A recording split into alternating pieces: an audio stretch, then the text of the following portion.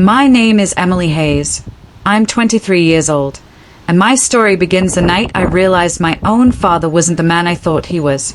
We were gathered in our small living room, celebrating what was supposed to be a happy family moment, but something didn't feel right. I watched as my dad leaned closer to the table, his hand hovering over my glass, and then he slid a fine powder into my drink. In that instant, my world cracked wide open, and I knew I had to make a choice that would change everything. White right pointing backhand index before I share what happened next. Tell me where you're watching from, and don't forget to subscribe for more stories like this. It was supposed to be an ordinary Friday evening, one of those nights where the family came together without much planning. The air was warm, the cicadas humming outside, and the living room lights gave off a soft golden glow. My mom had cooked spaghetti, her go-to dish whenever she wanted something quick but comforting. My younger brother, Jason, who had just turned 18, sat slouched on the couch, half scrolling through his phone, half listening to the conversation around him. And me? I was just grateful for a break. I'd been working late shifts at the diner all week, saving up for classes I wasn't even sure I could afford. At first, nothing seemed unusual. Dad cracked a joke about Jason's messy haircut, Mom laughed at something on TV, and I leaned back in my chair with a glass of juice, enjoying a rare moment of quiet family life. But the peace didn't last. It never did. There was always an undercurrent in our house, an edge that made me feel like at any second the smiles could slip. And that night, I caught the edge sharper than ever before. While Mom disappeared into the kitchen to grab dessert, Dad shifted in his chair, glancing at Jason, who was still glued to his phone. His eyes flickered toward me, quick and calculating, then back to the table. I didn't think much of it until I saw his hand move. Slow, careful, too deliberate for something innocent. I froze. My breath caught as he reached into his pocket, pulled out a folded napkin, and tapped it gently over the rim of my cup. A faint dust cloud shimmered in the light before dissolving into the orange liquid. It was so subtle anyone else would have missed it. But I saw everything. My pulse roared in my ears. I forced myself not to react, not to blink, not to let my fear betray me. Inside, I was screaming. My own father, my protector, my guide, the man I once trusted with every secret, had just tried to poison me. I didn't know what the powder was. I didn't need to know. What mattered was the intent. And that intent ripped through me like a knife. I grinned. A shaky, false grin that felt like my skin might split under the weight of it. Thanks, Dad, I muttered, pretending I hadn't seen a thing. My hand wrapped around the glass, but instead of bringing it to my lips, I turned toward Jason. He looked up at me, clueless, his boyish face lit by the phone screen. Hey, I said softly, almost teasing, you always steal my drinks anyway. I pushed the cup toward him. He smiked, shrugged, and without hesitation, he drank. The sound of the glass setting back down on the table echoed louder in my head than it should have. My stomach twisted as I watched him swallow what was meant for me. Dad's eyes flickered, just for a second, and I caught it, the shock, the regret, the realization that his plan had twisted sideways. He masked it quickly, clearing his throat and looking away, but I'd seen enough. That was the moment I knew. Whatever fragile image of family I had been clinging to was gone forever. But here's the thing, I couldn't fall apart. Not yet. My mom came back with a plate of brownies, humming to herself, oblivious to the storm brewing right in her living room. Jason laughed at some meme on his phone, leaning back like nothing was wrong. And Dad? He was a picture of calm, sipping his beer, his eyes deliberately avoiding mine. The room suddenly felt smaller, like the walls were pressing in on me. I could smell the faint bitterness of the powder still lingering in the air, taste the metallic fear on my tongue. My fingers dug into my chair, and I forced myself to breathe evenly. If I panicked, if I accused him right there, everything could explode. So, I played along. I asked Mom about her day, complimented her brownies, laughed when Jason made a dumb joke. But underneath the surface, I was unraveling. Every word from Dad sounded like a threat, every glance a warning. I started noticing things I hadn't before. The way he kept his hand close to his pocket, the tightness in his jaw, the way his gaze shifted every time Jason coughed after drinking from my glass. And with every second that passed, the question grew louder in my head. Why me? Why would my father want to hurt me? I thought back to the weeks before. The arguments about school. His anger when I mentioned moving out. The way he shut down every time I asked about money, about Mom's health, about things that never quite added up. It all suddenly felt connected, like pieces of a puzzle I didn't want to see completed. That night, sitting in that living room, I realized two things. One, I wasn't safe in my own home, and two, I couldn't let anyone know I knew. Not yet.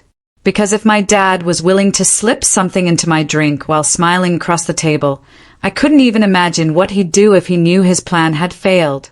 I excused myself early, claiming I was tired from work.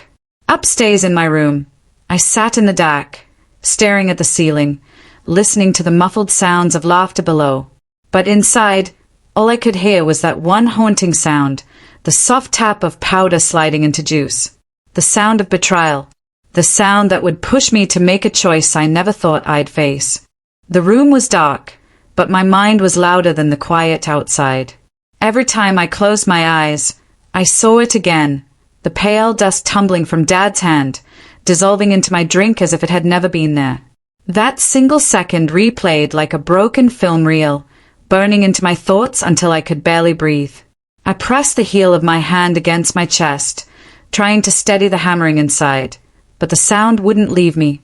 It wasn't just the act itself, it was the calmness. His face hadn't shifted, not even a twitch of hesitation. Like he'd done it before. Like this was nothing new to him. That thought hollowed me out more than the fear. I sat up, my eyes adjusting to the faint glow slipping under my door.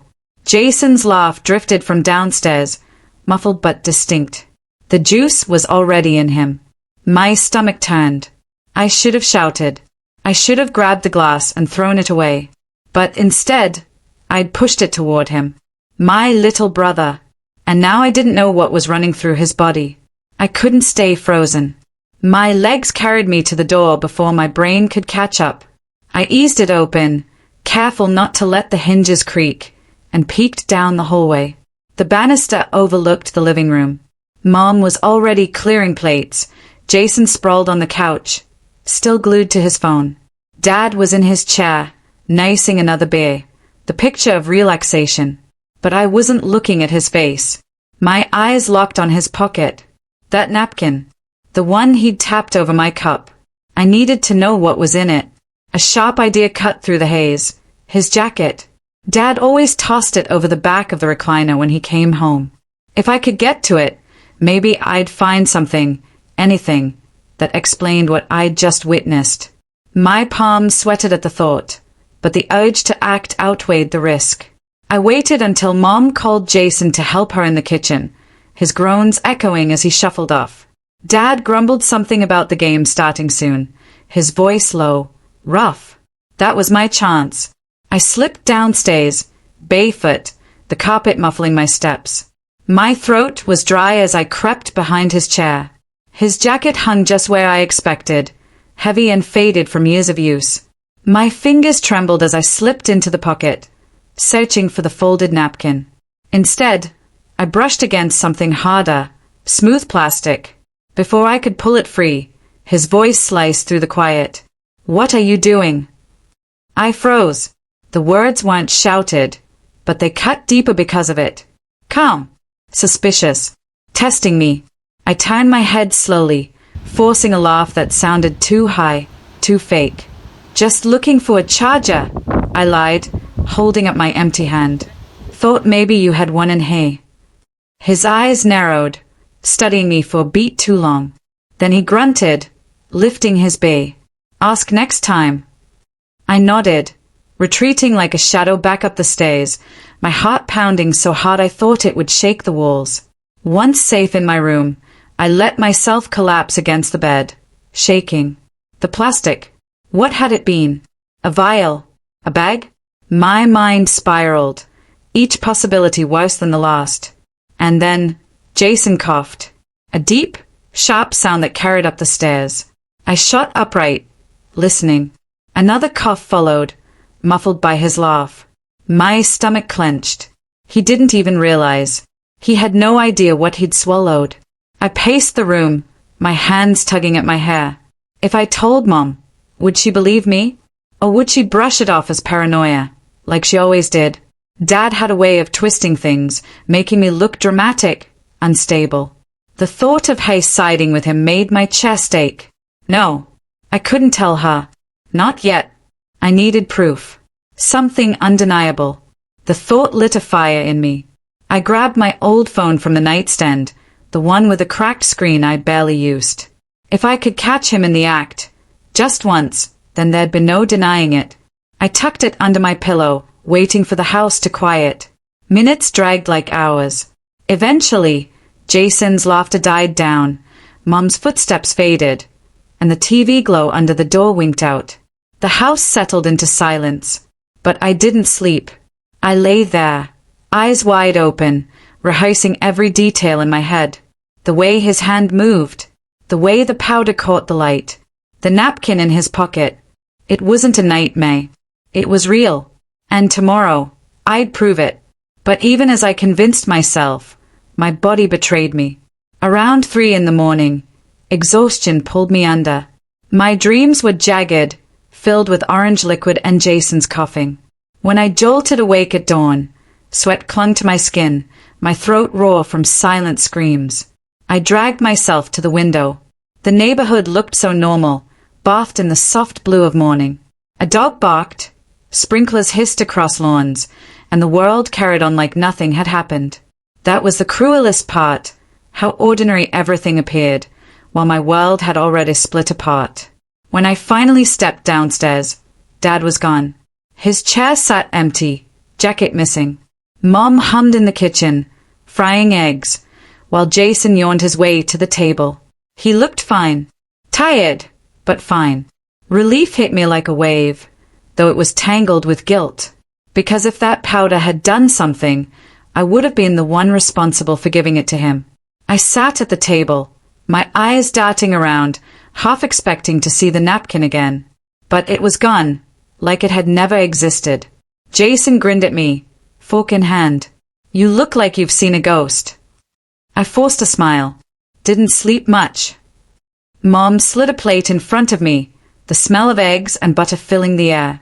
But my appetite had vanished. I stared at the food, my mind already racing ahead. Dad wasn't home, which meant his room was unguarded. If he kept whatever I'd felt in his pocket, maybe he stored the rest there. The thought made my hands tremble under the table. The moment I saw that powder hadn't just shaken me, it had chained me to a mission. I couldn't rest until I knew the truth. And that truth, I sensed, was far worse than I dared to imagine. That morning, as the sunlight spilled across the kitchen tiles, I felt something shift inside me. Quiet, but undeniable. I couldn't stay the same. Not after what I'd seen. Not after the pounding suspicion that now lived in my chest. The person I had been, the one who trusted routines and believed in the safety of home, couldn't survive Hay anymore. If I wanted answers and protection for Jason, I would have to become someone else. The switch started small. I sat at the table, my fork untouched, listening to the ordinary clatter of breakfast. Mom's humming, Jason slurping juice, the sizzle from the pan. But I wasn't part of it, not really. My eyes studied every detail like I was an outsider dropped into their world. I caught the twitch of Mom's brow as she flipped the eggs, the lazy sprawl of Jason's posture, the silence where Dad should have been.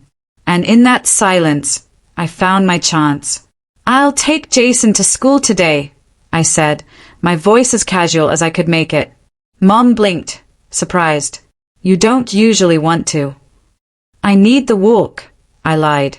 Clears my head. Jason groaned. It's too early for you to be nice.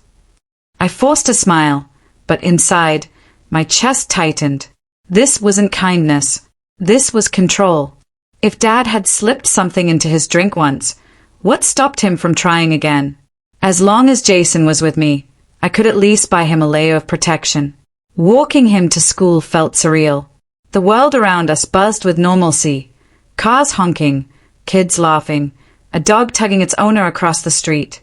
Jason jabbered about some new game, completely oblivious, and I nodded at the right times, though my mind was elsewhere. I scanned faces, watched the passing cars, half expecting Dad's truck to pull up behind us. But it didn't. When Jason darted off through the school gates, I stood there a little longer, letting the crowd swallow him. Safe. For now. The walk back was slower. My shoes scuffed against the sidewalk as I thought about the next move. That switch inside me. It wasn't just about protecting Jason.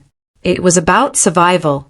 If I wanted the truth, I couldn't just stumble into it. I had to plan. Observe. Become someone Dad wouldn't see coming. The first real test came that afternoon. Dad was home early, lounging in his chair with the news playing too loud. The same chair, the same jacket thrown over the back. My chest buzzed with nerves as I moved around the living room, pretending to dust. My fingers itched toward that pocket again. Not now, I told myself. Too obvious.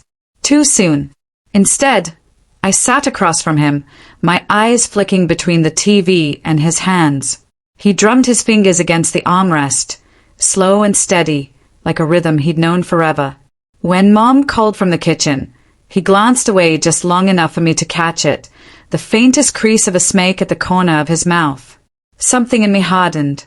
I picked up the remote, pretending to scroll channels, and caught my reflection in the black screen when it went dark. My face looked different somehow. Sharper. Determined. That was the switch. I wasn't waiting to be blindsided anymore. That night, I made my second move. I waited until everyone was asleep, the house breathing in that deep rhythm it only found after midnight. I crept down the hallway, each step deliberate. My phone was in my pocket this time, camera ready. Dad's door creaked when I touched the knob, and I froze, heart racing. But no sound followed. Slowly, I pushed it open. The room smelled like sweat and beer, thick enough to choke on. His jacket was draped over a chair, boots tossed knee-high. And there, on the dresser, sat the plastic container I'd brushed against yesterday. My breath caught. I inched closer, my phone shaking in my hand. The container was small, clear, with a white cap. Something powdery clung to the sides. My thumb hovered over the camera button. Proof. Finally. But then the bed springs groaned. I spun, shoving the phone into my pocket. Dad rolled over, muttering, scratching his chest in his sleep. I stayed frozen, not even daring to breathe, until his snores deepened again. Only then did I retreat, every nerve buzzing like electricity. I hadn't captured the proof yet, but I'd seen enough to confirm what I feared. Whatever that powder was, it was real, and it was in his room. Back in bed, staring at the ceiling, I made the decision fully. No more half steps. No more hoping it would stop on its own. I had to switch roles entirely, from daughter to spy, from silent witness to protector. The next morning, the change was already in motion. "Can you grab me a soda from the fridge?" Dad asked, waving his hand lazily as he dug through his papers. I swallowed the spike of dread but forced a smile. "Sure." In the kitchen, I opened the fridge and grabbed 2 cans instead of 1. Quietly, I swapped his with mine, marking the bottom with a faint scratch from my nail. If he planned to slip something in, it wouldn't be Jason, or me, who drank it. Carrying them back, I placed the marked one in front of him, my heart thudding like a drum. "Thanks, kiddo," he muttered, popping it open. I watched every flick of his hand, every tilt of the can, but he just drank it like normal. Still, the act of switching gave me power. Even if he didn't do it this time, I knew I could take control in small, hidden ways. The switch was more than just strategy. It was in how I spoke, how I moved. I started asking questions in roundabout ways, testing his reactions. "You ever get tired at work?" I asked one evening, pretending to flip through a magazine. He raised an eyebrow. "Why?" "Just wondering," I shrugged. "You look more tired lately." His eyes lingered on me, sharp, before he chuckled. You always notice too much. That sentence clung to me all night. Notice too much. He knew I was watching. Maybe that meant he'd slip. And so I leaned into the role. I noticed everything. How often he touched that jacket, how he kept his pockets guarded, the way he avoided eye contact when Jason was drinking something at the table. Each detail built my case, but it also chipped at the person I used to be. I wasn't just Emily, the girl who folded laundry and groaned about chores. I was someone else now, someone calculating, someone who could smile while planning her next move. The switch I had to make wasn't easy, but it was necessary. Because in this house, innocence wasn't protection anymore. Awareness was. And I had chosen awareness, no matter the cost. I had chosen awareness, no matter the cost. And almost as if the universe wanted to test me, the very next week Mom announced there would be a celebration. It's nothing big, she said, smoothing the tablecloth with that anxious precision she always used when company was involved. Just your dad's promotion, a few neighbors, some food. Keep it light-hearted. Jason cheered. Does that mean cake? Mom forced a laugh. Yes, probably cake. The word promotion hung heavy in the air. I watched Dad across the room, the way his jaw tightened, the small lift of his shoulders like he enjoyed the sound of it more than the truth behind it. Something in me whispered that this gathering wasn't about celebrating him at all. It was about covering something up. Still, the house transformed. By Friday night, the kitchen smelled of garlic bread and roasted chicken. Balloons bobbed from the banister, cheap streamers crisscrossed the ceiling, and laughter echoed from the living room as neighbors filtered in. Mom moved like a hostess on autopilot, her smile too wide, her hands too busy. I lingered at the edges, plate in hand, pretending to nibble while my eyes scanned everything. The drinks table, Dad's movements, Jason darting between legs with a slice of cake. Awareness was my armor now, but tonight the battlefield was crowded. Emily. Mrs. Clark from next door tapped my shoulder, wineglass in hand. You've grown so much. College soon. HM. I gave a polite smile. Something like that. Her words blurred into the background as my attention snagged on Dad near the counter. He was pouring drinks, beer for himself, soda for Jason, water for Mom. My stomach tightened. That container from his dresser flashed in my mind like a warning light. I excused myself from Mrs. Clark and drifted closer, keeping my eyes casual. Need help with the drinks? I asked, forcing lightness. Dad's gaze flicked to me, sharp, calculating. Then he smiled. I've got it handled. Handled. The word curdled in my gut. Jason bounded over, face sticky with frosting. Is that mine? He asked, pointing to the soda. My breath caught. I moved faster than I realized, sliding my hand toward the cup. Hey, I'll take it to him, I said quickly. Dad's eyes narrowed, just for a beat, but then his smile returned. Of course. Be a good sister. Jason gulped the soda down in 2 big swallows, oblivious. My chest eased, at least for the moment, but I couldn't shake the sensation that I'd interrupted something. The noise of the party swelled, laughter, glasses clinking, someone turning up the music. For a moment, it looked like everything might stay normal, that maybe I was imagining all of it. But then the shift came, subtle and sharp. It started with Mom dropping a plate. The crash silenced the room. She stood frozen, shards glittering at her feet, her face pale. I'm sorry, she stammered, crouching to pick up the pieces. Dad was at her side in an instant, too quickly, his hand gripping her wrist with just a fraction too much force. Careful, he muttered, though his tone wasn't gentle. Our neighbors laughed it off, filling the silence with chatter again, but I saw Mom's wince, the way she avoided his eyes. Something cracked beneath the surface, and then came the shouting. It wasn't loud at first, just Mr. Harris, arguing with his wife near the back door about leaving early. But the voices grew sharper, spilling into the room, pulling attention like magnets. Jason frowned, tugging my sleeve. Why's everyone mad? He whispered. Before I could answer, another glass shattered. Then another. It was like the party had been balancing on a wire, and suddenly everything tipped. The neighbors bickered, the music sputtered off, and voices tangled into a storm. And at the center of it all stood Dad, raising his hands. Enough! This is my night! His voice boomed, silencing the chaos for a heartbeat. Everyone froze. The balloons bobbed in the corner, streamers trembling in the fan's breeze. Then his eyes found me. Emily, he said slowly, almost theatrically, tell them how proud you are of your old man. Dozens of eyes turned my way. Heat crawled up my neck. The words stuck in my throat, my mind flashing back to the powder, the drinks, the way he'd smiked when he thought no one was looking.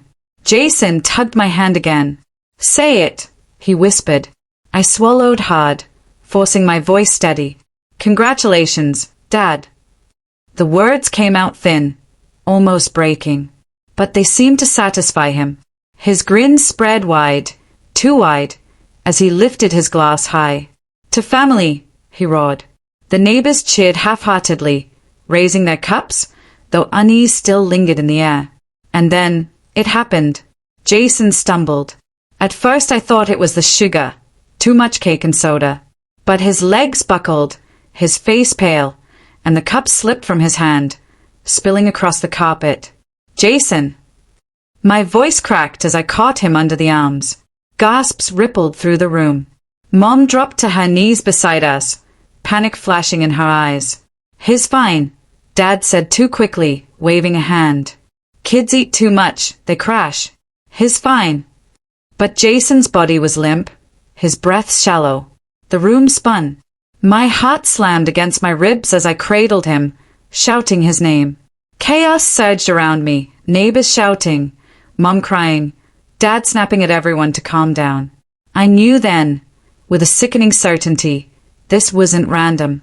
This wasn't cake or soda. This was the danger I'd been bracing for. And in that moment, surrounded by balloons, spilled drinks, and shattered glass, the celebration collapsed into pure chaos. The celebration collapsed into pure chaos. Jason's small body lay against me, limp and frighteningly still, while the room spun in panic. Voices overlapped, neighbors shouting for someone to call an ambulance, Mom weeping openly, Dad barking orders no one seemed to follow. Move! I cried, my voice breaking as I tried to lift Jason higher against my chest. Give him a... Mrs. Clark fumbled with her phone, hands trembling, dialing emergency services. The shrillness of her voice carried through the room. Yes, a boy, his unresponsive, hurry, please. But even as help was on the way, my eyes darted back to Dad. He wasn't kneeling beside Jason, wasn't holding him, wasn't frantic like Mom and I.